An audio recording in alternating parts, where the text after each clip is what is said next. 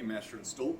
Looks like you got some cool gadgets for us today. Can you tell me a little bit about them? Absolutely, absolutely. All right, so I got here a couple meters. This is a meter that detects radiation and kind of correlates to what it would interact with the human body.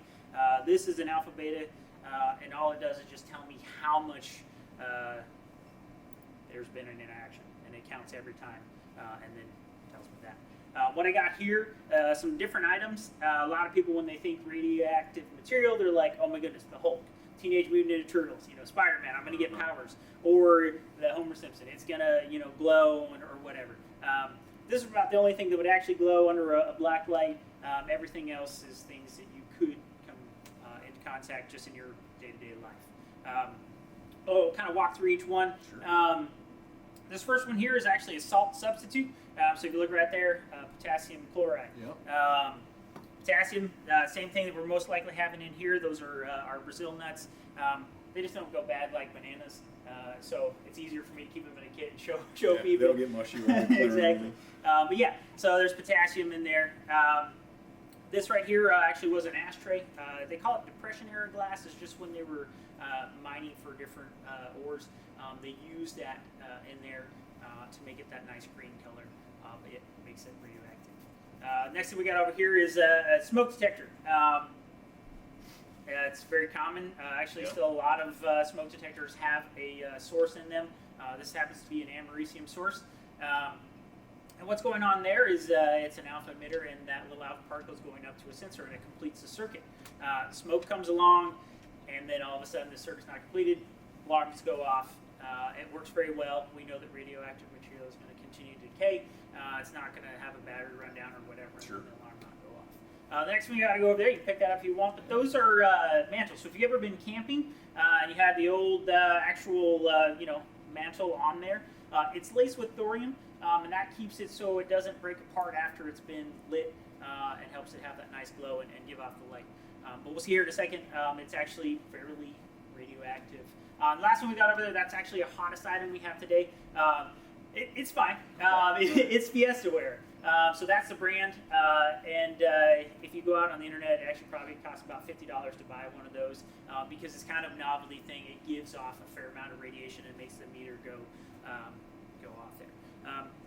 So if you start reading on when we get up on the high end, a lot of these ones, like I said, you go by and they don't really register because that low level of radiation goes below what we're really even kind of concerned about, even in a lab setting. Here's the first one we got. So you can see here, this one probably about twice background. So that's where we start to be like, okay, there's actually maybe something here. It's not just some sort of fluctuation in the sun or whatever. So. Move over here to our mantles for our lantern. We'll set it on there, let it catch up for a second. Oh, and this one will actually Kicked up real quick. it'll make it true. So what's the unit of measurement with these? So what we got here is this is micro rem equivalent. So if you think of like inches, feet, mile, it's a standardized unit that the U.S. has adopted. What we commonly hear is a equivalent to the body is a millirem is what we commonly use in.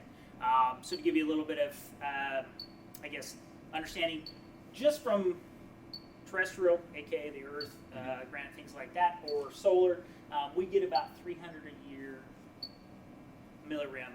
Okay. As a U.S. citizen. Here actually in Florida, because there's not as much, we're on a sandbar, we probably have closer to about 250, not the 300. Go to some place like Denver or whatever, it's going to be a little bit higher. Okay. So this is in micro, so you drop that down another 1,000, and we're even below that there. So it looks like it's probably sitting around 25, Yeah, 26, right around there. yeah. All right, and then we'll put it over here. Should be fairly simple. We give it a second to catch up. Give you another kind of scope. You ever been overseas? Not overseas. All right. Well, if you were to go from New York to London and back, that would be the equivalent of a 10 millirem. So that would be enough to make note. If you went to the dentist and had the full X-ray, so that's one that goes all around to get your teeth, that would be 160, which is why they do the little bite wings in there. They don't want to give as much, dose to your face. But this one sitting here, what it's looking at, like Right around 20. right around 20. So about 7 hours you'd have to hold that plate up there against your face to get the same thing as get an X-ray.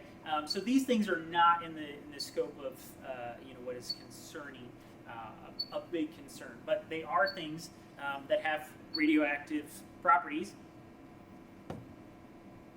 Shut that off so it makes it. And then we'll come across here. This one will pick up a little bit more on some of the ones that didn't kind of jump on the scale because this is a little more sensitive. Yeah, it's ticking along. Yeah, this is taking along. So this one's probably about we're looking at 300 counts or whatever. So, which I think that's what you're going to see kind of on these lower ones because these are food items. They're not. You're safe enough. And then we'll get into this, and like I said, you start to see more counts. But remember, this was what it would like your body would be able to detect. So even that's still pretty low. Now this one's gonna jump up there. Oh yeah.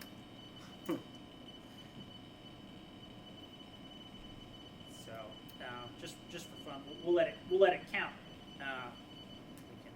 We can turn that off, make that a little bit quieter. I don't know if you noticed, I have this. This is actually a little optical luminescent device, and what that does is it gets basically captures if I am exposed to radiation. As a rad worker, I am allowed to be exposed to 5 REM. So if you remember, 300 was the background. Yep. In the millirim, that's a step above that. So that's a lot more. And that's because they've studied and understand that in the occupational sense, there is an acceptable level of exposure for radioactive materials. Looks like both alpha and beta on there, you got about 17,000 counts on that one. So that one has a lot of actual counts coming off of that. So put it over here one more just to see what the difference here was.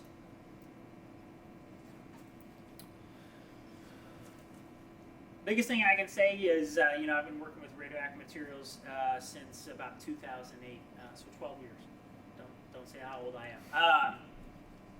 It's actually surprising how many places you come in contact in your normal day-to-day life, and it's also something that it's not like you're going to be able to shelter yourself, like the sun, different construction materials and things like that. There's just radioactive materials in our existence. There's just no avoiding it. Exactly. This was at 80,000. Yep, 80,000. So that was our hottest guy right there. So I think that kind of wraps up what I got. Any questions? Or? I got nothing else. Thanks for sharing this with me. Absolutely.